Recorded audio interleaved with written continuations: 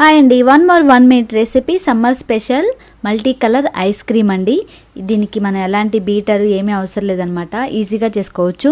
దీనికోసం fresh cream కావాలి. ఈ ప్యాకెట్ని తెచ్చుకున్న తర్వాత ఒక 5 గంటల సేపు ఫ్రిడ్జ్లో పెట్టినట్లయితే క్రీమ్ గట్టిగా ఉండేది మొత్తం ఇలా పైకి పేరుకుంటుంది. ప్యాకెట్ ఓపెన్ చేసి ఇలా పైన గట్టిగా ఉన్న క్రీమ్ను మాత్రమే కలెక్ట్ చేసి మిక్సింగ్ బౌల్లో వేసుకొని ఇలా విస్కర్తో బాగా క్రీమీ టెక్చర్ వచ్చే వరకు ఇలా 2 నిమిషాలు బాగా మిక్స్ చేయండి.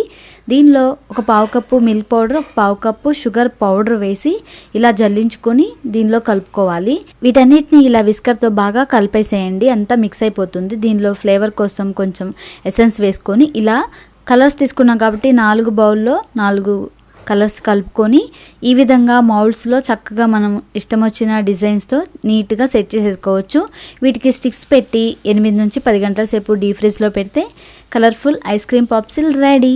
చాలా ఈజీ కదా, తప్పకుండా ట్రై చేయండి.